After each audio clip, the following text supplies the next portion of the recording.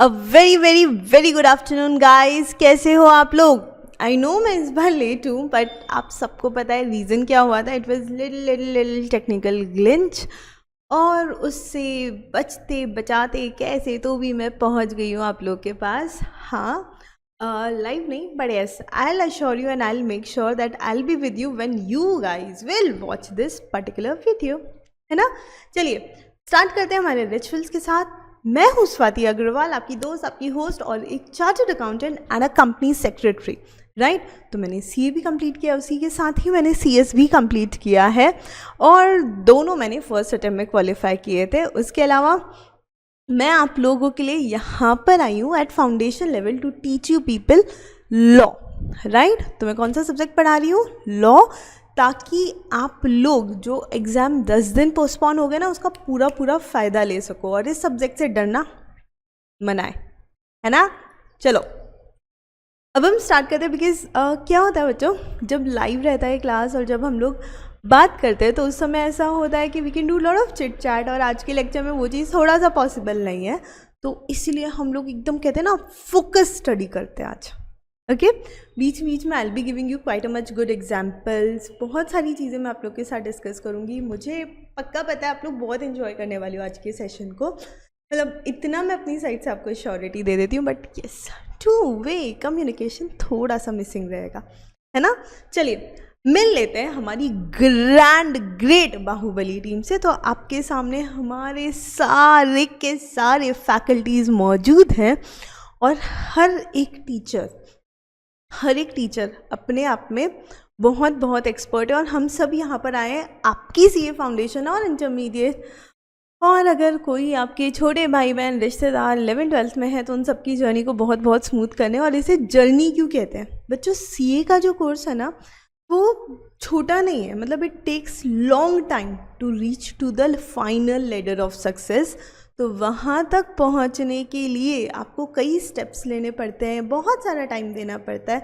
और ये जो पूरा टाइम है, ये जो पूरी जर्नी है, इसको इतना टाइम लग जाता है कि you meet lot of people in your life, and you know, बहुत अच्छा कहते हैं ना, हमारा सफ़र निकल जाता है इसके अंदर। तो इस जर्नी में बहुत सारे हर्डल्स हैं, और हर एक फैकल्टी यहाँ पर आ रहा है आपके वो हर्डल्स को दूर करने, है ना। चलिए moving towards the special class वाली चीज़, यस, यहाँ पर आ रही है बहुत बहुत बहुत इंपॉर्टेंट अनाउंसमेंट। बच्चों कल यानी कि संडे को मैं आ रही हूँ, और मैं आप लोगों का एक बहुत ही स्पेशल सेशन ले रही हूँ स्पेशल क्लास में। तो अनअकैडमी की जो फ्री स्पेशल क्लासेस है, वहाँ पर मैं आप लोगों का एक बहुत इंटरेस्टिंग और बहुत स्पेशल सेशन लेने वाली हूँ, जिसमें मैं आपको राइटिंग प्रैक्टिस करवाऊँगी। ओके, सो दो चीज़ें होती है। एक तो होता है writing tips, which I am sure you guys have got till now. आप लोगों को काफ़ी टिप्स मिले होंगे, मैंने भी एक बहुत पहले सेशन लिया था। बट अभी कल का जो सेशन है वो typical answering question answer session होगा, जहाँ पर हम देखेंगे आईसीआई किस तरह के केस लॉस पूछते हैं। तो हम लोग पास्ट पेपर्स में से will take up some cases and we will see how to answer those cases so that we can score maximum marks out of it, right. तो हमें ज़्यादा से ज़्यादा मार्क्स अचीव करने के लिए क्या लिखना है, कितना लिखना है, कैसे लिखना है, that we are going to discuss. So कल का जो सेशन होगा दैट इज़ बेसिकली सिर्फ कंपनी लॉ बेस्ड, ऑल्दो पूरा कंपनी लॉ हुआ नहीं हमारा, पर केसेस जिन जिन टॉपिक से आते हैं वो काफ़ी कुछ आज के सेशन के बाद कवर हो जाएंगे। एक्चुअली कल का लेक्चर हो जाता तो मेरा मन था कि आज एक और एक्स्ट्रा लेक्चर ले लूँ, बट नेवर माइंड, जो होता है अच्छे के लिए होता है। अब संडे के लिए हम क्या करेंगे, कल हम लोग डिस्कस करेंगे question answer session, that what all questions are asked by ICAI and how should we answer those questions. ठीक है, तो कल रेडी रहिएगा उस सेशन के लिए, और टाइम आप लोग को कम्युनिकेट हो जाएगा, डोंट वरी, राइट। चलिए अब स्पेशल क्लासेस कैसे देख सकते हैं, या अगर आप में से किसी को अनअकैडमी प्लस का सब्सक्रिप्शन लेना है तो आप कैसे ले सकते हो, ध्यान से देखो। अनअकैडमी का लर्निंग ऐप सबसे पहले इंस्टॉल कर लो, जो मुझे पूरा यकीन है आप में से काफ़ी लोगों ने इंस्टॉल कर लिया होगा। गोल्स में जाके सिलेक्ट कीजिएगा CA foundation and intermediate. Be very very careful in selecting your goal, ठीक है। अगर आपको स्पेशल क्लासेस देखने हैं तो थर्ड टैब निकालिए, उसमें सर्च कीजिएगा मेरा name CA Swati Agarwal, you will find me over there.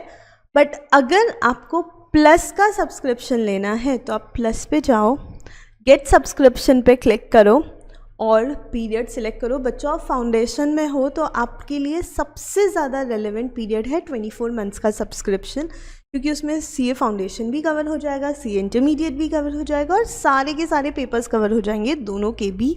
तो I would recommend go for 24 month subscription. और अगर आप 24 मंथ्स का सब्सक्रिप्शन लेते हो तो आपको यूज़ करना है मेरा कोड swati10 SWATI10, जिससे आपको मिलेगा 10% का डिस्काउंट। और ये डिस्काउंट आपको मिलने के बाद 2 साल के सब्सक्रिप्शन का प्राइस हो जाएगा 18,900 only. And not only this, 18,900 आपका नेट प्राइस हो ही जाएगा। उसके अलावा आप एडिशनल रिड्यूस कर सकते हो यूजिंग योर क्रेडिट्स। जो आपके स्पेशल क्लासेस आप वॉच करते हो उसका एक स्ट्रीक्स मेंटेन होता है और उसके कुछ क्रेडिट्स आप लोगों को मिलते हैं। आपके जो अक्यूमुलेटेड क्रेडिट्स हैं वो बेसिकली इक्वल टू ₹1 है।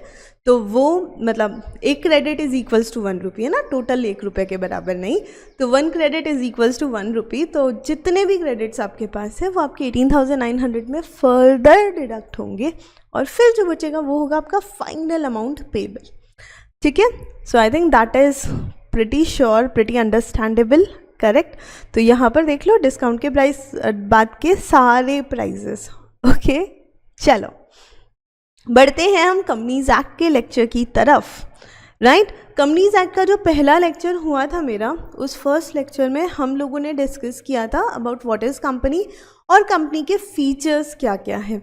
आज के लेक्चर में हम लोग एक नेक्स्ट लेवल का डिस्कशन करने वाले हैं कि कॉर्पोरेट वेल क्या होता है और कुछ ऐसे स्पेसिफिक पॉइंट जिसमें बहुत सारे केसेस इन्वॉल्व है। ठीक है guys, so stay tune and I really hope आप लोग बहुत एनर्जेटिक हो ना। हाउ इज द जोश गाइज? Very high, good. तो पूरी एनर्जी के साथ स्टार्ट करते हैं हमारा आज का सेशन, जिसमें हम लोग डिस्कस करेंगे कि कॉर्पोरेट वेल क्या होता है और इतना ही नहीं और भी बहुत सारी चीज़ें। कॉर्पोरेट वेल क्या होता है, हम उसे लिफ्ट कब करते हैं और सारे relevant cases based on this particular topic. Let us begin now. Number 1, what is corporate veil? So पहले इन दोनों वर्ड्स को हम अलग अलग कर लेते हैं, corporate and well. Well word का मतलब होता है पर्दा। क्या मतलब होता है? पर्दा। सो कॉर्पोरेट वेल मतलब बेसिकली हम लोग कहते हैं कि कंपनीज क्या है, एक लीगल आर्टिफिशियल पर्सन है ना। तो ये जो हमारा लीगल आर्टिफिशियल पर्सन है कंपनीज, ये किस तरीके से फॉर्म होती है, कैसे बनती है, इस सब चीज़ के बारे में तो हम बाद में डिस्कस करने वाले हैं। पर हमने अभी जो फीचर्स पढ़े थे उससे हमें इतना समझ में आ गया कि कंपनीज के अपने कुछ राइट होते हैं और कंपनी सेपरेट होती है उसके मेंबर्स से।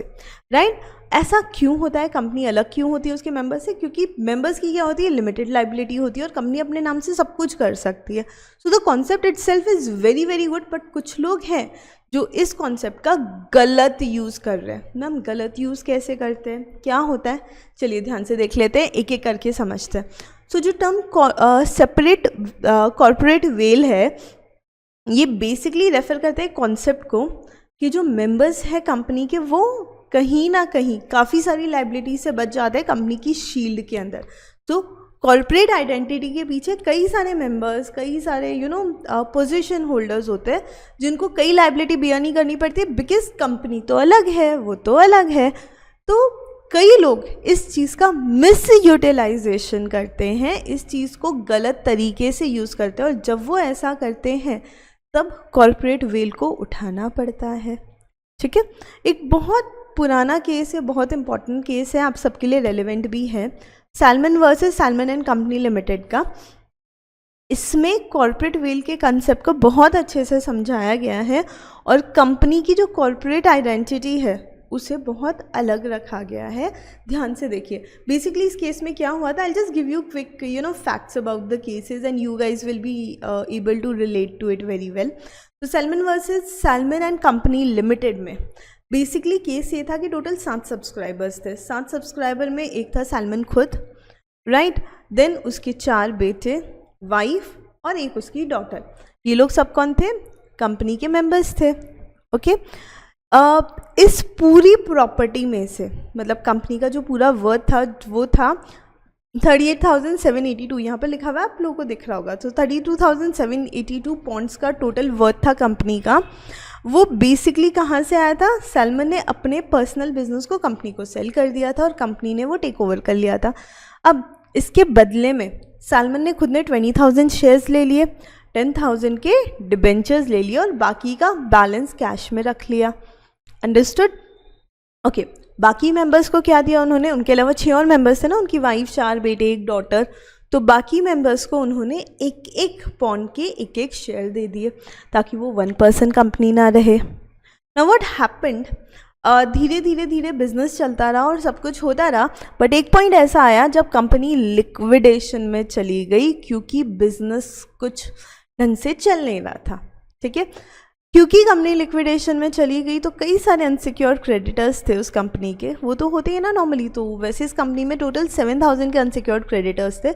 उन्होंने कोर्ट में केस फाइल किया और कहा कि बोलने के लिए ये कंपनी है, एक्चुअली ये जो बिजनेस है वो तो सैलमन का ही है, और सैलमन ने खुद ने अपनी ही कंपनी ने कुछ डिबेंचर्स लेके रखे हुए, पर हम डिबेंचर होल्डर है वो तो भी हम उसे सिक्योर्ड क्रेडिटर नहीं मानने चाहिए। That is their contention, unsecured creditor का कंटेंशन, उसे भी हमारी तरह अनसिक्योर्ड ही कंसिडर करो और जैसे हमें पे कर रहे हो हमारे साथ ही उसको पे करो, because he is no different from the company, right. उनका कहना था कि सैलमन ने ना शैम किया है, फ्रॉड किया है।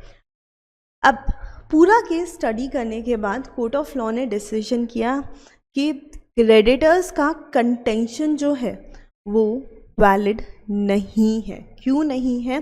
Company is a different person in the eyes of law all together. Company laws की नज़रों में पूरी तरह से डिफरेंट पर्सन है और सैलमन का ये जो पूरा केस हुआ है उसमें सैलमन का कोई फ्रॉड करने का इंटेंशन नहीं था, right. He is only subscriber to the memorandum, और मेमोरेंडम के जो सब्सक्राइबर होते हैं वो कंपनी से डिफरेंट होते हैं, राइट ना। प्रिसाइजली मैनेजर भी वही पर्सन है, प्रॉफिट्स भी उसी का है, बट कंपनी उसकी एजेंट की तरह तो काम नहीं कर रही थी, ना ही वो कंपनी के ट्रस्टी की तरह काम कर रहा था। तो इसलिए कोर्ट ने डिसाइड किया नहीं, यहाँ पर कॉर्पोरेट विल लिफ्ट करने की बिल्कुल ज़रूरत नहीं है, because salmon is different from the salmon and company, और अगर वो सिक्योर्ड डिबेंचर होल्डर है तो उसको उसी की तरह ट्रीट किया जाएगा, क्योंकि वो मेजॉरिटी शेयर होल्डर है, उसकी वजह से हम उसे अलग पर्सन ट्रीट ही करेंगे, हम उसे कंपनी की तरह ट्रीट नहीं करेंगे। ठीक है, तो ये कॉन्सेप्ट तो हमें समझ में आ गया कि कॉर्पोरेट वेल क्या होता है। बेसिकली कॉर्पोरेट वेल का कॉन्सेप्ट कहाँ से आया? Company is separate from its member, company अलग है उसके मेंबर से। इस कॉन्सेप्ट से हमें ये पूरा कॉन्सेप्ट समझ में आ गया कि हाँ भाई कंपनी अलग होती है, कंपनी अलग होती है। बट कभी कभी कुछ ऐसे लोग होते हैं जो इस चीज़ का बहुत मिस यूटिलाइजेशन करते हैं, और जब वो लोग इस चीज़ का मिस यूटिलाइजेशन करते हैं तो उस केस में प्रॉब्लम क्रिएट होती है। और ये जो सेपरेट लीगल एंटिटी का वेल है, राइट, बोलने के लिए क्या है? Separate legal entity. पर ये जो सेपरेट लीगल एंटिटी का वेल है इसको उठाना पड़ेगा, इस पर्दे को उठाकर अंदर देखना पड़ेगा कि अंदर बेसिकली चल क्या रहा है, राइट। तो सीआईडी की लैंग्वेज में कुछ तो गड़बड़ है दया, राइट। दरवाज़ा तोड़ दो, तो यहाँ पे अब दरवाज़ा नहीं तोड़ रहे हैं हम लोग, पर्दा हटाकर देख रहे हैं, समझ गए। तो यहाँ पे हमें क्या करना है? उस पर्दे को खोलना है, देखना है और अंदर जाके चेक करना है कि क्या ऐसा तो नहीं है कि एक्चुअली मिस यूटिलाइज हो रहा है वेल। तो हम यहाँ पे वेल को क्या करेंगे? लिफ्ट करेंगे या पियर्स करेंगे। पियर्स मतलब छेद करना, राइट। तो उसमें के छेद में से झाँक कर देखेंगे कि कहीं कुछ गड़बड़ तो नहीं है कंपनी के नाम के पीछे। ओके, तो ये लिफ्टिंग कब कब हो सकती है, कैसे कैसे केसेस में हो सकती है, you know what are the appropriate circumstances जब हमें ये वेल को लिफ्ट करना है। तो देयर आर फ्यू सर्कमस्टांसेस जब ये वेल लिफ्ट किया जाता है। नंबर 1, जब ऐसा पता लगे, यू नो जब ऐसी कुछ कंडीशन सामने आए और हमें पता लगे कि ये जो कंपनी है, ये कंपनी के पीछे एक्चुअली कुछ बहुत बड़ा झोल हो रहा है, राइट। कंपनी का तो सिर्फ नाम है, बट लोग इसके नाम के पीछे कुछ अपना सेल्फ इंटरेस्ट, अपना खुद का फ़ायदा निकाल रहे हैं और कहीं ना कहीं something which is not legal वो सारे काम कर रहे हैं वो लोग, राइट। एग्जाम्पल हमारे सामने, case number 1, to determine the character of company to find whether को एनिमी और अ फ्रेंड। तो मैम क्या कंपनी कभी एनिमी या फ्रेंड हो सकती है? बिल्कुल हो सकती है, डिपेंड करता है वो कौन सी कंट्री को बिलोंग करती है। यहाँ पर मैं आपको पहले केस समझा देती हूँ, केस समझने के बाद डेफिनेटली आपको सब कुछ समझ में आ जाएगा। The case is between Daimler company limited versus Continental Tyre and rubber company. Basically क्या था ये केस, कब आया था? 1914 में आया था, जब वर्ल्ड वॉर चल रहा था। सो कौन सा वर्ल्ड वॉर चल रहा था उस समय? I think first world war चल रहा होगा। सो फर्स्ट वर्ल्ड वॉर के टाइम पे कैसा था कि जर्मनी और यूके यानी इंग्लैंड और जर्मनी के बीच में बहुत क्रूशियल वॉर चल रहा था। And guys I think you all will agree with this point of mind कि एक तरफ तो हम किसी कंट्री से झगड़ रहे हैं, है ना, एक तरफ तो हमारा उससे वॉर चल रहा है और हम उसकी चीज़ें डिस्ट्रॉय कर रहे हैं, वो हमारी कंट्री को डिस्ट्रॉय कर रहा है, और दूसरी तरफ हम उसके साथ ट्रेडिंग कर रहे हैं और ट्रेडिंग करके हम उसके यहाँ से गुड्स इंपोर्ट कर रहे हैं और उसको पैसे दे रहे हैं और वो पैसे वो वापस लड़ाई करने में यूज़ कर रहे हैं। तो मुझे बताओ, is it sensible? Is it a little sensible? Answer is no, है ना। क्यों सेंसिबल नहीं? क्योंकि भाई वो कंट्री हमसे पैसे लेकर हमारे ही सोल्जर्स को, हमारी आर्मी को मार रही है, तो ये तो डेफिनेटली सेंसिबल नहीं है। Now what happened, Daimler company limited और कॉन्टिनेंटल टायर का केस क्या था कि जो कॉन्टिनेंटल टायर और रबर थे बेसिकली वो इंग्लैंड में इनकॉर्पोरेटेड कंपनी थी, पर उसके जितने भी शेयर होल्डर्स थे सारे के सारे कहाँ के थे? इवन डायरेक्टर, शेयर होल्डर सब जर्मन थे और वो जर्मनी में ही रहते थे। तो वो क्या सिर्फ नाम के लिए इंग्लिश कंपनी थी? Exactly, that is for only the name sec that was a English company. बाकी एक्चुअल में वो कंपनी क्या थी? It was a German company. और जर्मनी से क्योंकि उस समय इंटरनेशनल ट्रेडिंग बंद थी, इसीलिए इंग्लिश कंपनी फॉर्म हुई ताकि वो ट्रेडिंग चलती रहे। पर बच्चों एक्चुअली तो वो एनिमी कंपनी थी ना। तो वैसे कंपनीज आपस में झगड़ती नहीं है, दुश्मनी नहीं होती है, बट येस, एक कंट्री दूसरी कंट्री की एनिमी हो सकती है, और अगर दो कंट्रीज एक दूसरे की एनिमी है तो वो दोनों कंपनीज भी एक दूसरे की एनिमी है, और एनिमी कंपनी के साथ नहीं किया जा सकता trade. Clear? Just for the public interest purpose. So यहाँ पर कोर्ट ने डिसाइड किया और कॉर्पोरेट वेल लिफ्ट करके देखा और देखा कि सारे सब्सक्राइबर्स, सारे डायरेक्टर्स, जो भी एसोसिएटेड पीपल हैं उस कंपनी के, वो सब जर्मन है। तो बेसिकली कंपनी इंग्लिश कंपनी नहीं, जर्मन कंपनी की तरह ट्रीट की जाएगी, और यहाँ पर ये जो हो रहा है वो गलत हो रहा है। ठीक है। सो कॉर्पोरेट वेल कब उठा? जब हम एनिमी के साथ ट्रेडिंग कर रहे हैं। नंबर 2, बहुत ही सिंपल केस है। हर कंट्री बड़ी पॉजेसिव होती है अपने टैक्सेस को लेके, अपने रेवेन्यू कलेक्शन को लेके। इंडिया भी है, बाकी कंट्रीज़ भी है। तो अगर कोई कंपनी किसी कंट्री में टैक्स की चोरी के लिए फॉर्म की जाती है, यानी टैक्स को इवेड करने के लिए फॉर्म की जाती है, तभी भी कॉर्पोरेट वेल लिफ्ट किया जाता है। बेस्ट एग्जाम्पल, बहुत सारे केसेस है, बहुत सारे लोगों ने ये चीज़ें ट्राई करी है, बट सबसे बेस्ट केस, सबसे लैंडमार्क केस जो आया है वो आया है सर दिनशॉ बैनर्जी पेटेट का। उनके केस में क्या हुआ, उन्होंने अपनी मेन कंपनी, जो मेन उनकी अर्निंग रेवेन्यू जनरेटिंग कंपनी थी, उस कंपनी का बहुत सारी सब्सिडरी कंपनीज बना ली। उन सब्सिडरीज कंपनी का खुद का ना कोई एसेट था, ना ही कोई लाइबिलिटी, ना ही कोई कैपिटल था, बट सिर्फ वो डाइवर्ट कर रहे थे अपने प्रॉफिट को, ताकि उन कंपनीज में दिखा दे लोन, फिर दिखा दे लॉस, और फिर consolidated balance sheet, consolidated PNL बनाकर, मतलब combined profit and loss account बनाकर ये दिखा दे, देखो मुझे तो लॉस हो रहा है। तो उन्होंने कई सारी नॉन जेन्युइन कंपनीज ओपन कर ली, किस लिए? अपने बहुत ह्यूज इनकम को कम करने के लिए। समझ में आ रहा है? तो वो करना बेसिकली क्या लॉजिक था उसके पीछे? उनको टैक्स की चोरी करनी थी। तो फिर वहाँ पर कॉर्पोरेट वेल लिफ्ट किया गया कॉर्पोरेट वेल को, और ये बेसिकली डिसाइड किया गया कि नहीं, बाकी सारी कंपनी तो सब एक फ्रॉड है, बेसिकली एक ही मेन कंपनी है, और उस कंपनी में जो टैक्स बनता है उन्हें बियर करना पड़ेगा। ठीक है। Similar cases happen in the case of Juggilal and commissioner of income tax. Supreme Court का यहाँ पर डिसीजन आया था, तो यहाँ पर भी कॉर्पोरेट वेल को लिफ्ट किया गया था, बिकॉज उन्होंने भी क्या किया था, टैक्स को इवेड करने के लिए बहुत सारे इस तरह से सब्सिडरी कंपनीज ओपन करी, कुछ एक्स्ट्रा एक्सपेंसेस क्लेम करे। तो फिर वहाँ पर कमिश्नर ऑफ इनकम टैक्स ने उनके ऊपर चार्ज क्रिएट किया था, and then he lost the case.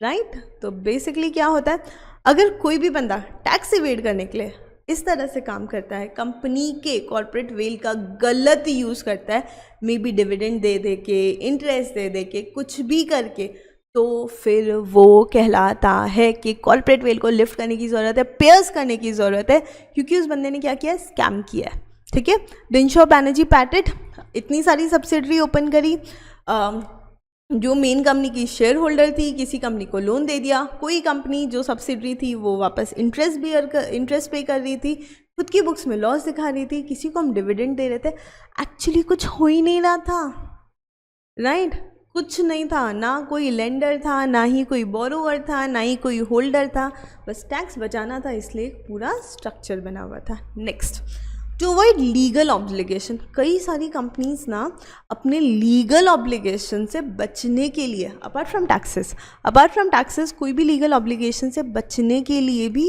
इस तरह की चीज़ें करती है, तो उस केस में भी कॉर्पोरेट वेल्थ लिफ्ट किया जाता है। चलिए देखते हैं क्या केस था ये वाला।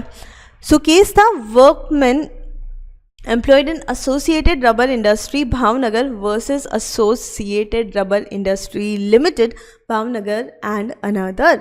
तो कंपनी के वर्कर्स जो थे उन्होंने कंपनी के अगेंस्ट केस फाइल किया था। इन शॉर्ट क्या हुआ था इस केस में, बड़े सिंपल से फैक्ट है, ध्यान से सुनिए और समझिए गाइज। हो सकता है आपको ऐसा लगे मैं थोड़ा सा फास्ट हूँ, द रीज़न इज़ सिंपल, हम लोग रिविजन कर रहे हैं यार, है ना, but still if you feel कि नहीं मैम ज़्यादा फास्ट हो गया, हम लोग को नहीं समझ में आया, तो you can write in chat, I will be there with you when you guys will watch this particular video. मैं रहूँगी आपके साथ, आप लोगों के साथ चिट चैट करने के लिए, and in case you feel something like that, तो हमारा जो कल का स्पेशल क्लास है, क्यों भूल रहे हो यार उसको, आप भी रहोगे, मैं भी रहूँगी, और आपके हर डाउट को क्लियर करना इज़ माई रिस्पॉन्सिबिलिटी। और सिंपल है, एक चीज़ ध्यान रखो, अगर हम मस्ती करते करते पढ़ते रहे, सिंपल है, एक चीज़ ध्यान रखना, अगर मैं कोई भी चीज़ पढ़ रही हूँ और मुझे ऐसा लग रहा है वो मेरे लिए बर्डन है, तो वो बर्डन ही बन के रह जाएगा, लाइफ में हम कभी कुछ अचीव नहीं कर सकते।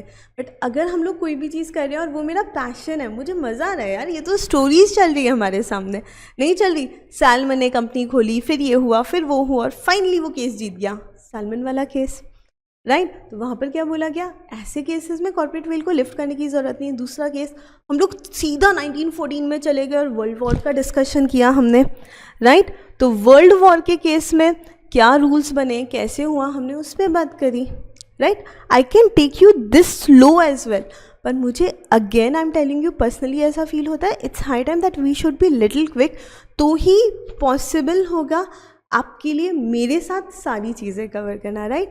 And yes, one more important thing, काफ़ी सारे बच्चों के मेरे पास मैसेजेस भी आए थे, काफ़ी सारे बच्चों के इस चीज़ को लेके क्वेरीज भी आई थी, मैम राइटिंग प्रैक्टिस, तो I think I give your answer in the very beginning.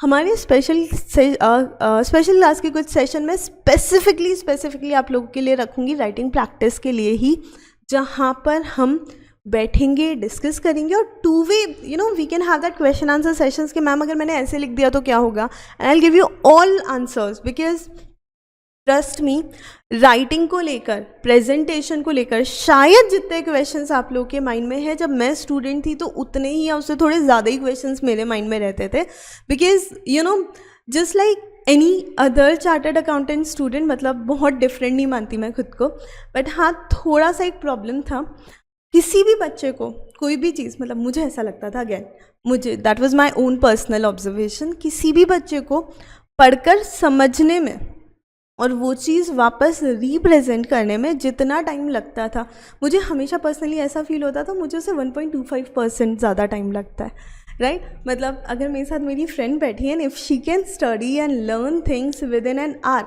तो मुझे ना वही चीज़ करने में 1.25 घंटा लगेगा। But the advantage which I always felt with me, see disadvantage discuss किया ना, एडवांटेज भी था, सबसे बड़ा एडवांटेज जो मुझे था कि जब मैं पढ़ लेती थी उसके बाद में मुझे इतना कॉन्फिडेंस होता था कि मैं भूलूंगी नहीं। और ऐसा क्यों होता था, किस लिए होता था, how to boost that confidence. जब आप 200 लोगों के बीच में बैठे हो और क्लास चल रही है, उस समय एक वो वाला फीलिंग होना, वो कॉन्फिडेंस होना कि अगर IC आए 2% भी रिजल्ट आता है, सी हम सबको पता है फाउंडेशन में इतना कम रिजल्ट नहीं होता, और आजकल तो फाइनल में भी नहीं होता, हाँ मैंने जब दिया था तब था, तो उस समय वो एक कॉन्फिडेंस था कि अगर 1% या 2% भी रिजल्ट आया तो 4 या 5 बच्चे जो क्लियर होने वाले ना, उसमें से एक मैं हूँ। वो कॉन्फिडेंस कैसे बिल्ड होगा वो हम लोग कल के स्पेशल क्लास में डिस्कस करेंगे। बच्चों मैं बार बार बोलूँगी, do not miss tomorrow's lecture because कल के लेक्चर में I have put in lot of things.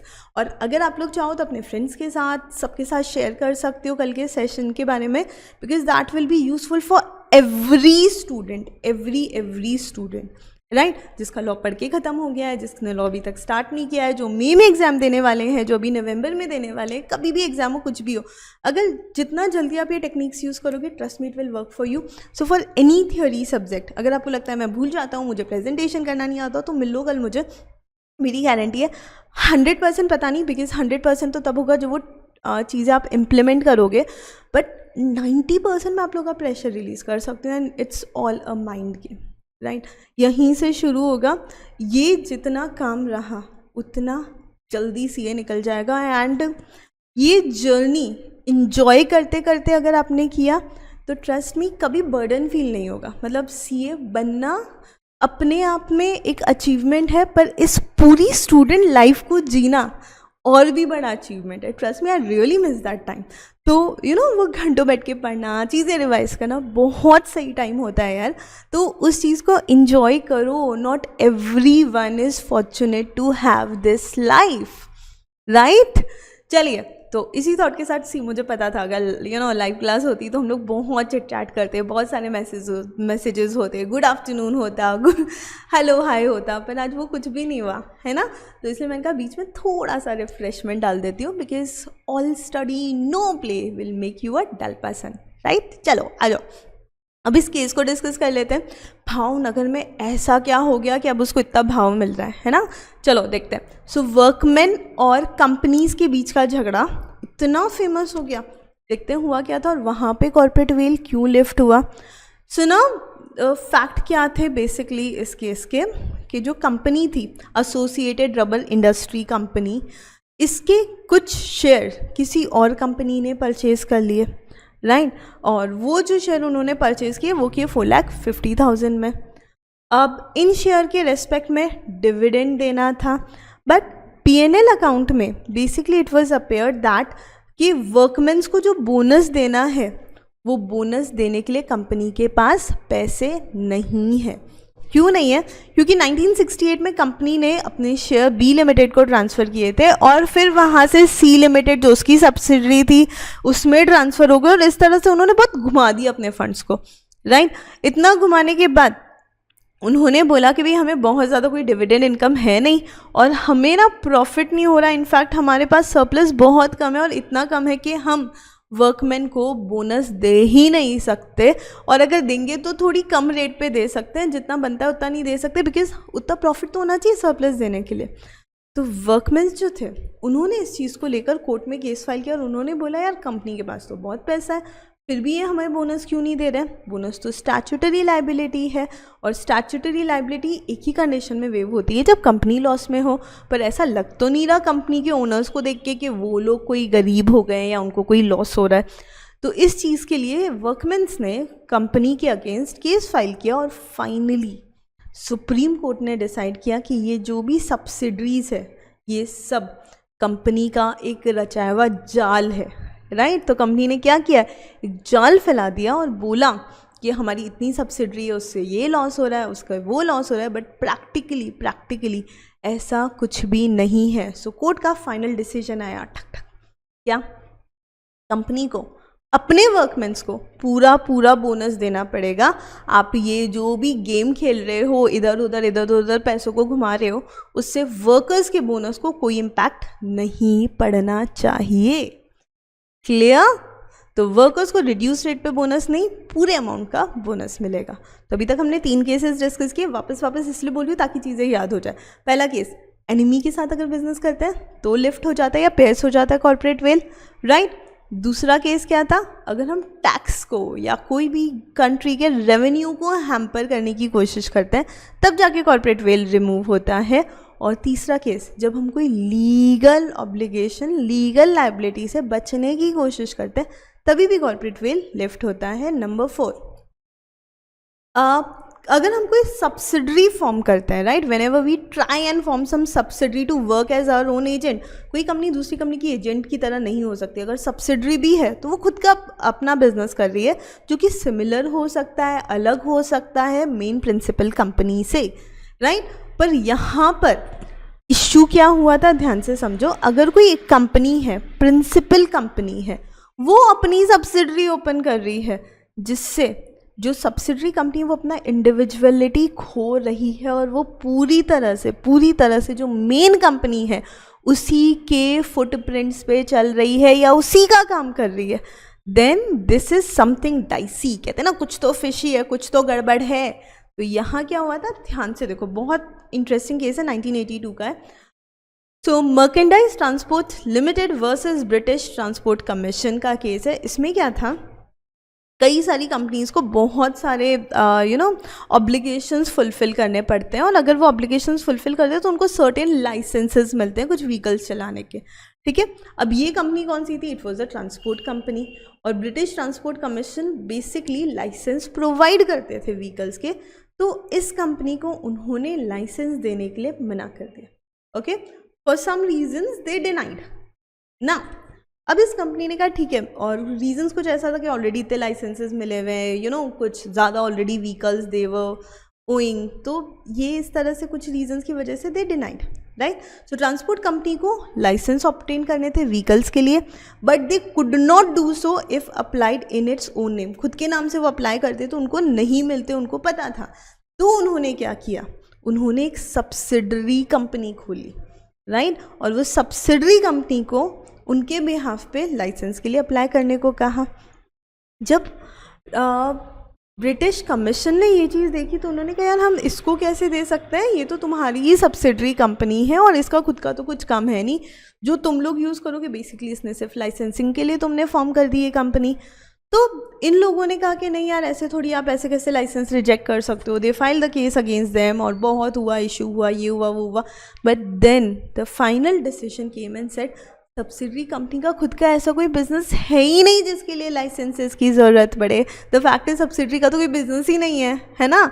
तो बेसिकली ये लाइसेंस के लिए क्यों अप्लाई कर रहे हैं, मर्केंटाइज ट्रांसपोर्ट लिमिटेड के लिए, राइट। तो उस कंपनी को तो वैसे भी लाइसेंस नहीं मिलना चाहिए, अब सब्सिडरी के नाम से ले तो ऐसे भी नहीं मिलेगा। अंडरस्टूड। सो 1982 का ये केस जहाँ पर भी कॉर्पोरेट वेल लिफ्ट हुआ, और अल्टीमेटली डिसीजन क्या आया कि यहाँ भी उन्हें लाइसेंस नहीं इशू होगा। Moving towards the last case, कि ऐसा आखिरी कौन सा केस है जब कॉर्पोरेट वेल को लिफ्ट करना ही पड़ता है, जब कंपनी फॉर्म होती है इम्प्रॉपर या फ्रॉड कंटेंट से। लॉ को डिफीट करने के लिए अगर कंपनी को फॉर्म किया जाता है तो भी कॉर्पोरेट वेल को लिफ्ट किया जा सकता है। अब इसमें एक बहुत पुराना और बहुत इंटरेस्टिंग केस है, Gilford motor company versus horn. यहाँ पर आप देख रहे हो कार्टून में एक बंदा है जिसको कटघरे में खड़ा किया हुआ है, और गिलफर्ड मोटर बेसिकली क्या है, गिलफर्ड मोटर एक बहुत बहुत पुरानी, बहुत रेनाउंड मोटर कंपनी थी। उन्होंने हॉर्न को अपनी कंपनी में एक मैनेजमेंट पोजीशन दी थी। जब ये मैनेजमेंट पोजीशन उनको मिली थी तो उस समय उनको कुछ लीगल कमिटमेंट में एंटर कराया गया, उनको कुछ लीगल कॉन्ट्रैक्ट के अंदर एंटर कराया गया, और उस लीगल कमिटमेंट में क्लियरली लिखा हुआ था कि जब तक वो इस कंपनी में पोजीशन होल्ड करेंगे तब तक वो इसकी किसी भी कॉम्पिटिटिव कंपनी के साथ किसी भी तरह का कॉन्ट्रैक्ट नहीं कर सकते, ना ही कोई कॉम्पिटिटिव बिजनेस में एंटर हो सकते हैं, राइट। बड़े क्लियर टर्म्स थे, कोई दिक्कत नहीं है। उन्होंने उन टर्म्स पे एग्री किया और साइन कर दिया contract. Now the contract was signed, the things were agreed. अब प्रॉब्लम क्या हुआ, समझने की कोशिश कीजिए। उन्होंने 3 साल बाद सोचा और कहा कि यार मैं तो कंपनी नहीं खोल सकता, that is a fact, I can not be the member, I can not be the subscriber, but मैं किसी और से खुलवा तो सकता हूँ।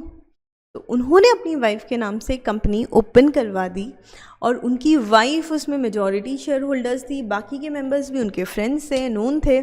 और फिर वो जो कंपनी थी वो बेसिकली कॉम्पिटिटर कंपनी थी गिलफर्ड मोटर की, और वो क्या कर रहे थे, गिलफोर्ड मोटर की जो भी सीक्रेट्स थे, जो भी क्लाइंट इन्फॉर्मेशन थी, जो भी डिटेल्स थे, वो सारी डिटेल्स ट्रांसफ़र कर रहे थे अपनी नई कंपनी में, जो उनके नाम से नहीं थी, उनकी वाइफ के नाम से थी। क्या फ़र्क पड़ गया, है ना। तो अब ये चीज़ चलती रही, but then Gilford Motor came to know about this fact and they said अरे ये बंदा तो अपनी पोजीशन को मिस यूटिलाइज कर रहा है। और फिर उन्होंने जब उससे बात करी तो ही सेड नहीं, कंपनी मैंने थोड़ी ना खोली है, राइट, कंपनी तो मेरी वाइफ ने खोली है, मैं तो उसमें मेंबर भी नहीं हूँ, शेयर होल्डर भी नहीं हूँ और पोजीशन होल्डर भी नहीं हूँ। पोजीशन होल्डर मतलब कोई मैनेजमेंट पोजीशन पे नहीं हूँ, डायरेक्टर भी नहीं हूँ। तो he simply denied and he said see I am not doing anything, it is my wife who is doing this all thing.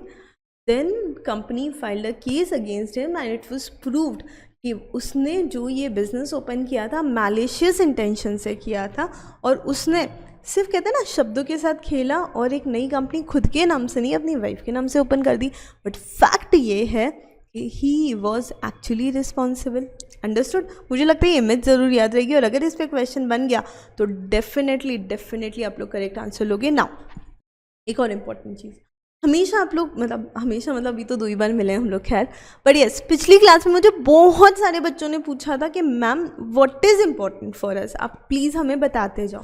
तो ये जो हमने lifting up of corporate veil पढ़ा है, तो आज का पूरा सेशन जो भी अभी तक हुआ है it was very important for you people, क्योंकि इससे क्वेश्चन आने के 100% चांसेस है और केस बनने के ही चांसेस ज़्यादा है, राइट। सो केस लॉ पे क्वेश्चन आएगा, क्योंकि यहाँ पे जो 5 केसेस हैं दे आर पहले तो कॉर्पोरेट वेल समझने के लिए भी हमें केस समझना पड़ा, और उसके बाद का भी सब समझने के लिए हमें केसेस ही समझने पड़े। तो this whole thing will be very important for you, specially for 6 marks और 3 मार्क्स वाला पोर्शन जहाँ पर 2 केसेस ही आते हैं, राइट। तो उसके लिए इट इज़ वेरी इंपॉर्टेंट, तो बहुत अच्छे से पढ़ना है हमें ये वाला पोर्शन। ना समराइज कर लेते हैं, कॉर्पोरेट वेल कब लिफ्ट की जाती है, when do we lift our corporate veil. तो कॉर्पोरेट वेल उस समय लिफ्ट करते हैं हम लोग जब हम लोग किसी एनिमी के साथ ट्रेड कर रहे हो, नंबर 1। हमारी कंपनी फॉर्म करने का पर्पस, ओके, एनिमी के साथ ट्रेडिंग मतलब डेलमर एंड कंपनी वाला case, continental tyre, right. German members थे, जर्मन डायरेक्टर्स थे, रहते भी जर्मनी में थे, पर कंपनी उन्होंने इंग्लैंड में फॉर्म करी जस्ट टू डिफ्रॉड, है ना। नंबर 2, अगर हम लोग कुछ टैक्स इवेड करने के पर्पस से बिजनेस कर रहे हैं या कंपनी ओपन कर रहे हैं, सो सर डिनशॉ, मैनेजी, पैटेट, इनका केस है जिसमें उन्होंने बहुत सारी सब्सिडीज़ ओपन करी जिसका ना कोई कैपिटल था, ना कोई एसेट थे, ना कोई लाइबिलिटी थी और ना ही कोई बिजनेस था, सिर्फ अपने फंड को डाइवर्ट करने की कोशिश कर रहे थे ताकि टैक्स को बचा सके, है ना। Way the company form another company as a subsidiary as act as their agent. यहाँ पर हमने पढ़ा रबर इंडस्ट्री वाला केस, भावनगर वाला केस, जहाँ पर वर्कमेंस ने कंपनी के अगेंस्ट केस किया था और बोला कि यार आप हमारे साथ गलत कर रहे हो, राइट। समझ में आया ना, वर्कमैन वाला केस जहाँ पर उन्होंने जानबूझ के सब्सिडीज इसलिए ओपन करी थी क्योंकि sorry we have missed okay. So third point is where the company formed the other companies as their subsidiary to act as their agent। यहाँ पर बेसिकली केस था वो लाइसेंस वाला, है ना। तो क्योंकि ट्रांसपोर्ट कंपनी को, मर्केंडाइज ट्रांसपोर्ट कंपनी को लाइसेंस नहीं मिल रहा था, इसीलिए उन्होंने basically to achieve the licence उन्होंने एक सब्सिडरी ओपन करी कि आप हमारे एजेंट की तरह जाइए और लाइसेंस लीजिए, और ब्रिटिश ट्रांसपोर्ट कॉर्पोरेशन ने, कमीशन ने उनको मना कर दिया कि हम आपको लाइसेंस नहीं देंगे, राइट, क्योंकि आपकी सब्सिडरी का खुद का कोई बिजनेस नहीं है, ये तो उसी के एजेंट की तरह काम करिए। नंबर 4, लीगल ऑब्लिगेशन अवॉइड करने के लिए अगर सब्सिडरीज फॉर्म होती है, तो यहाँ पर वो केस था workman association versus rubber industry. तो यहाँ पर वो केस आया था कि उन्हें वो बोनस देना था which was a legal obligation, वो रिड्यूस रेट पे दे रहे थे, it was actually not proper.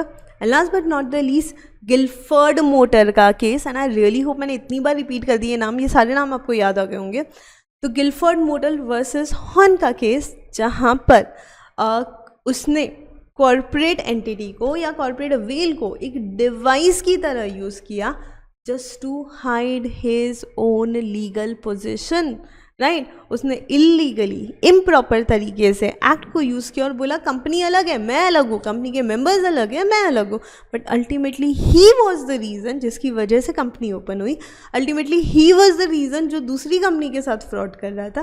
तो ओवरऑल कंपनी फॉर्म करने का इंटेंशन ही जब फ्रॉड्यूलेंट है तो और कोई चीज़ सही कैसे हो सकती है।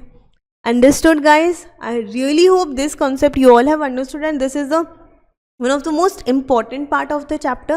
See, कंपनी के टाइप्स समझना उसको लिखना डिफ़िकल्ट नहीं है, उससे कोई बहुत ज़्यादा केसेस भी नहीं बन सकते, राइट। कंपनी के फॉर्मेशन प्रोसीजर को समझना और लिखना वो भी उतना डिफ़िकल्ट नहीं है बिकॉज सीधे सीधे क्वेश्चंस आते हैं उस पर।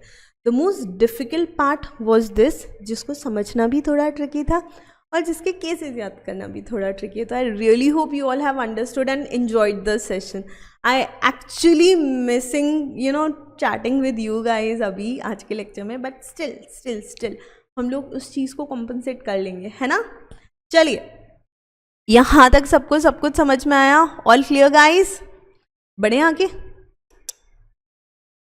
ओके सो ना थोड़ा सा टाइम है इसलिए मैं थोड़ा सा आपको आज ये स्ट्रक्चर समझा देती हूँ। Obviously we are not going to finish this off today, है ना। आज ख़त्म करने का मेरा कोई इंटेंशन नहीं है पूरा टॉपिक, तो you guys can rest assured. आज हम लोग सिर्फ थोड़ा सा एक क्विक रीडिंग लेंगे, क्विक ओवरव्यू लेंगे about this and then we will discuss this segment in another class. Okay so companies किस किस टाइप की हो सकती है कंपनीज एक्ट के अंदर, और ये दोबारा मैं करवाने वाली हूँ आपको। मैम फिर आज क्यों करा रहे हो? आज इसलिए करा रही हूँ, एक बार पढ़ा हुआ ना दोबारा देखोगे एकदम चीज़ें याद हो जाएगी, ठीक है। तो सबसे पहले कंपनीज दो टाइप की हो सकती है, इनकॉर्पोरेटेड, अनइनकॉर्पोरेटेड। अनइनकॉर्पोरेटेड कंपनीज हमें नहीं देखनी है, वो हमारे कंपनीज एक्ट के स्कोप में नहीं आती। नाउ इनकॉर्पोरेटेड कंपनीज भी जो होती है वो तीन तरह की हो सकती है, एक होती है रजिस्टर्ड, दूसरी होती है स्टैट्यूटरी, तीसरी होती है चार्टर्ड कंपनी। चार्टर्ड कंपनी और स्टैट्यूटरी कंपनी भी somewhere is not there in our syllabus, क्योंकि स्टैट्यूटरी लीगल ऑब्लिगेशन के कारण बनाई जाती है। चार्टर्ड कंपनीज का अपना एक कॉन्सेप्ट है, वो भी हमारे सिलेबस में फिलहाल नहीं है एट फाउंडेशन लेवल। फिर मैम रजिस्टर्ड कंपनी क्या होती है? सो रजिस्टर्ड कंपनी वो कंपनी जो कंपनीज एक्ट में रजिस्टर्ड है, यही तो डेफिनेशन हमने पढ़ा था, याद आ रहा है? The company means a company which is formed and registered under this act or any other previous laws. Okay? So registered company के बारे में हम बात करेंगे, और registered companies basically तीन तरह की हो सकती है। उन्हें हम liability basis पे तीन टाइप्स में डिवाइड कर सकते हैं, limited by shares, limited by guarantee and unlimited company। Unlimited company भी होती है, बिल्कुल होती है, बट लिमिटेड बाय शेयर्स मतलब क्या?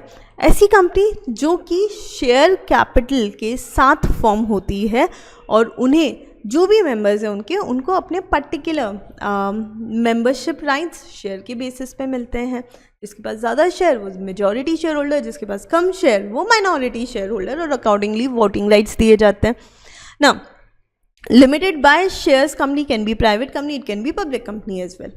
Moving towards next, the company can be limited by guarantee as well. मैंने आपको बताया था ना डिसोल्यूशन के टाइम पे, लिक्विडेशन के टाइम पे, डिसोल्यूशन तो फर्म का होता है, लिक्विडेशन होता है कंपनीज का, तो कंपनीज के लिक्विडेशन के टाइम पे शेयर होल्डर्स ने जितना गारंटी अमाउंट दिया है उतना उन्हें अमाउंट पे करना होता है। That is companies limited by guarantee. Okay अब ये विद शेयर कैपिटल भी हो सकती है, विदाउट शेयर कैपिटल भी हो सकती है, और विद हो चाहे विदाउट शेयर कैपिटल हो, they can further classified as public और प्राइवेट कंपनीज। और तीसरा और आखिरी कैटेगरी है unlimited companies. So before we proceed एक क्वेश्चन का आंसर दो, और मैं यहाँ पे 2-3 मिनट का पॉज दूंगी क्योंकि मुझे पता है थोड़ा सा आप आंसर देने में टाइम लगाओगे। मुझे बताओ, जब हम कहते हैं लिमिटेड लाइबिलिटी कंपनी या अनलिमिटेड लाइबिलिटी कंपनी, यहाँ पर लाइबिलिटी लिमिटेड किसकी होती है? कंपनी की या उसके शेयर होल्डर्स की? जल्दी से चैट में आंसर दो बच्चों, बताओ कंपनी की लाइबिलिटी लिमिटेड है या शेयर होल्डर्स की लाइबिलिटी लिमिटेड है? जल्दी हाँ,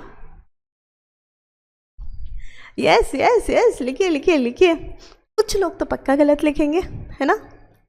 अगर मेरा पिछला लेक्चर ठीक से पूरी शिद्दत से नहीं देखा है तो इस चीज़ का आंसर आप ज़रूर गलत दोगे, और अगर बहुत ढंग से देखा है तो इस क्वेश्चन का आंसर सही होगा। बताओ लाइबिलिटी किसकी लिमिटेड होती है, कंपनी की या शेयर होल्डर्स की? अगर कंपनी आंसर दे रहे हो ना तो पकड़ के सच्ची में एक एक को पकड़ के पीटने वाली हूँ मैं, है ना। लाइबिलिटी बच्चों मेंबर्स की तो लिमिटेड होती है, और काफ़ी लोगों ने मुझे पता है आंसर ठीक दिया, राइट?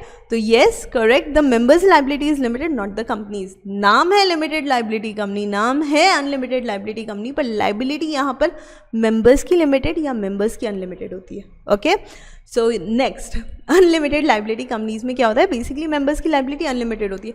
हे भगवान, इतनी मेहनत करके कंपनी फॉर्म करो, अभी हम जब फॉर्मेशन प्रोसीजर देखेंगे तो हमें पता पड़ेगा कितना कितना बड़ा फॉर्मेशन प्रोसीजर है। उसके बाद भी कंपनी क्या हो रही है, कंपनी अनलिमिटेड कंपनी फॉर्म हो रही है। हे भगवान, क्या फ़ायदा फिर इतना कंपनी फॉर्म करके, है ना? बट कुछ तो है, तभी तो ये हमारे सिलेबस में है।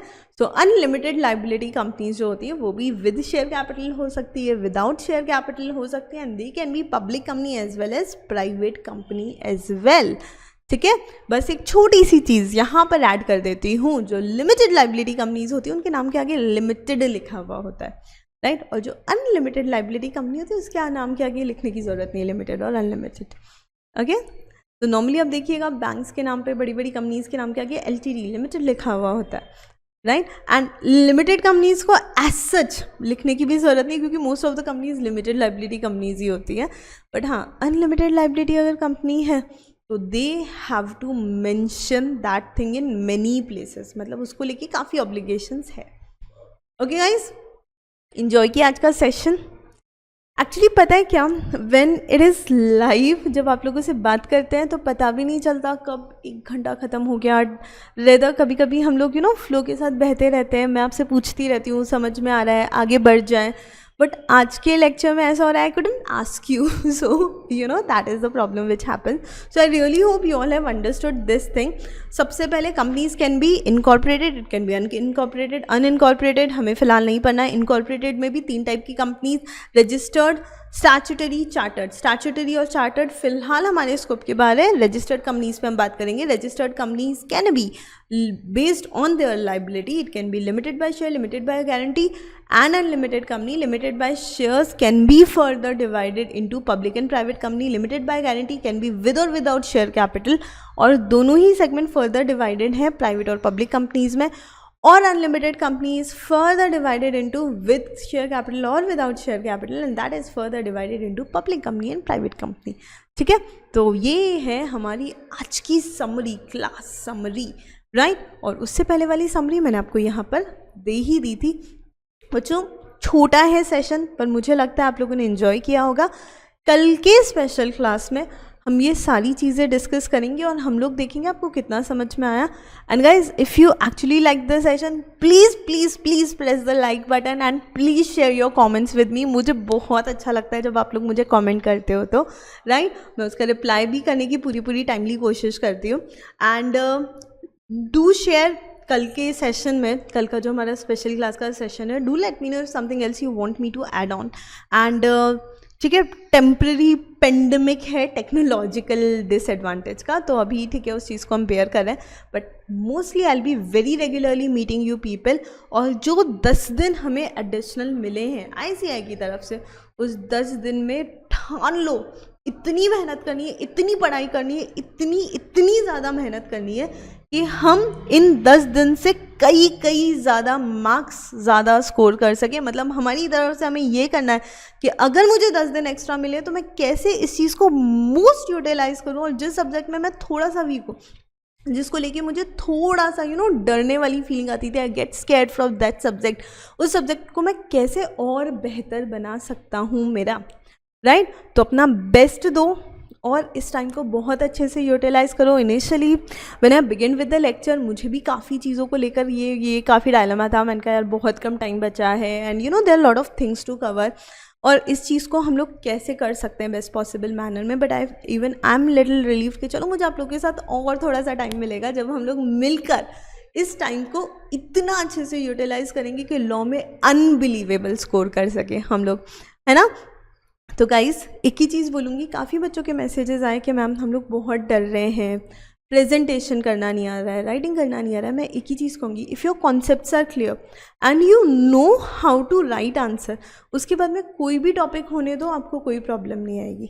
ठीक है, whether it is LLP, whether it is partnership, whether it is companies act, तो कंपनीज एक्ट हो जाने दीजिए यहाँ पर। हम लोग स्पेशल क्लासेस में दूसरा पार्टनरशिप एक्ट स्टार्ट कर देंगे because that is also very very important. Okay, then हम लोग उसके बाद में may be will begin with the LLP, sale of goods act. और क्योंकि contract act is so lengthy, I just want to take it at the end, है ना, एकदम लास्ट में लेते हैं अगर टाइम परमिट करता है तो. नहीं तो उसके सिर्फ इंपॉर्टेंट पोर्शन जो सिर्फ एग्जाम ओरिएंटेड है हमारे लिए, तो I will take some marathon session और समथिंग कि एक दिन में हम लोग काफ़ी कुछ कवर कर ले वो वाला पोर्शन में. ओके, तो will plan accordingly, will do it and let me know anything further if you required. But please ये मत बोलो मैं डरा हुआ हूँ यार. अगर आप अभी भी डर रहे हो तो मेरे यहाँ होने का कोई यूज़ नहीं है. I am here because you guys should not get scared of this subject. आपका इस सब्जेक्ट में कॉन्फिडेंस बढ़ना ही चाहिए. एंड ट्रस्ट मी, आपकी तरह ही आपके टीचर्स हैं. हम लोग सब आपका पेन समझते हैं, हम लोग सब समझते हैं what feeling you might be in right now. तो बच्चों प्लीज़ बस पढ़ते रहो, सोचो मत क्या होगा कैसा होगा. Because if you are putting your 100% efforts, मुझसे लिखवा कर ले लो, एफर्ट्स कभी वेस्ट नहीं होते हैं. हर चीज़ आपके यहाँ पर सेव होती जा रही है, हर चीज़ आप सीखते जा रहे हो. उस चीज़ को प्रेजेंट करने के तरीके में हो सकता है प्रॉब्लम होगी, बट वो भी तो सॉल्व करने के लिए we are there. And this is the time जब हमें वो चीज़ डिस्कस करनी चाहिए. इससे पहले टाइम नहीं था क्योंकि वो सिर्फ सीखने का टाइम था. अभी का टाइम रिविजन का है. और फिर बाद में आता है कि मैं कैसे प्रेजेंट करूँ जब मेरा सब कुछ हो गया उसके बाद, है ना. तो मैं उसी मस्ती मजाक के मूड में, जैसे लाइक नंबर्स के साथ हमें मज़ा आता है वैसे ही लीगल टर्म्स के साथ एंजॉय करो. कोई भी नया वर्ड मिले उसे अपनी लीगल डायरी में लिख लो. मैम लीगल डायरी मतलब कुछ नहीं, आपने जो भी रजिस्टर बनाया है उस रजिस्टर के लास्ट पेजेस में वो इंपॉर्टेंट वर्ड नोट करते रहिए. वो वर्ड्स 2-3 बार पढ़ लो. इवेड नया वर्ड है ना. सर्कमवेलेंट नया वर्ड है, राइट. देन कॉर्पोरेट वेल अपने आप में नया वर्ड है, बट ये इतनी बार सुन लिया मैम ये तो हमें अब नया लगता ही नहीं. सो इस तरह का कुछ भी नया मिलता है, कुछ भी अलग मिलता है, use those words, use those things to understand it better. तो इस तरीके से करो. बाकी का कल के सेशन में हम बहुत डिटेल डिस्कशन करेंगे. How to utmost use this time. Secondly how to write answer. मतलब अभी नो मोर आइडियाज़ कैसे क्या नहीं दिस दैट. अभी सीधा सीधा क्वेश्चन लो आंसर लिखो, क्वेश्चन लो आंसर लिखो एंड व्हाट इज़ एक्सपेक्टेड. ठीक है, तो that is all will do. I tell you ICI ने सजेस्टेड में कैसे लिखा है और मैं ये भी बताऊंगी कि आपको कैसे लिखना है. Is that okay? I think डर खत्म हो जाना चाहिए. यस, चलिए. So guys thank you so much for this wonderful session. I really hope आपने मेरी तरह बहुत मज़े किए होंगे इस सेशन में. मैंने तो एक्चुअली बहुत इन्जॉय किया, राइट. और चैट में वैसे मुझे पता लग ही जाएगा आप लोग कितना पढ़ रहे हो, कितना मस्ती कर रहे हो. तो guys be little focused, enjoy a lot, study harder because पढ़ाई का कोई और ऑल्टरनेटिव नहीं है. एक चीज़ ध्यान रखना, हर चीज़ होती रहती है. लोग कहते हैं हम लाइफ कब एंजॉय करेंगे. बच्चों लाइफ ही तो एंजॉय कर रहे हो, पढ़ रहे हो तो एंजॉयमेंट इससे ज़्यादा क्या हो सकता है, राइट. तो एंजॉय करो, पढ़ो, मस्ती करो, सीखो, राइट. बिकॉज सीखना is something, learning is something which is the best boon given by God to us. Humans को सबसे बड़ा वरदान मिला है कि हम सीखने में बड़े अच्छे होते हैं. तो बच्चों मिलती हूँ इसी एनर्जी के साथ, बल्कि इससे ज़्यादा एनर्जी के साथ कल की क्लास में. कल बिल्कुल मेरा स्पेशल क्लास मत मिस कीजिएगा. You can find me at Unacademy app. मेरा नाम सर्च कीजिए, मैं आपको वहाँ पे मिल जाऊँगी. और कल का स्पेशल क्लासेस टोटली फ्री. अगर कोई भी नया बच्चा आज जुड़ा है तो बच्चों आपके लिए special classes are totally free. Plus is different from special class. You don't have to pay there anything, बल्कि आप अपने क्रेडिट्स बढ़ाओगे स्पेशल क्लासेस अटेंड करके, राइट. नॉलेज तो बढ़ ही रहा है. ओके, तो हम लोग मिलते हैं स्पेशल क्लास में कल. और कल मुझे लगता है आपका टेंशन लेवल इतना कम होने वाला है ना. चलो बच्चों, thank you so much. See you all tomorrow. And yes, अगर आप सब्सक्राइब कर रहे हो तो आपको कौन सा कोड यूज़ करना है जल्दी से मुझे चैट में बताओ. I am actually watching you people, है ना. तो कौन सा कोड यूज़ करना है अगर आप लोग सब्सक्रिप्शन ले रहे हो तो आपको यूज़ करना है SWATI10 SWATI10 to get 10% discount on your plus subscription. And simple है, यूट्यूब पे इतना है, स्पेशल पे इतना है. We are trying to give you most conceptual thing over here, but plus will be plus because regular testing है, वहाँ पे डाउट सॉल्विंग सेशंस है, वहाँ पर टीचर से बेटर इंटरेक्शन अवेलेबल है. तो if you want to be very much into the syllabus, बहुत घुस के रैंक लाने का मन है, तो डू टेक प्लस सब्सक्रिप्शन. और 10% डिस्काउंट तो मिल ही रहा है आपको मेरी साइड से, है ना. चलिए guys, thank you so much, see you tomorrow, bye bye.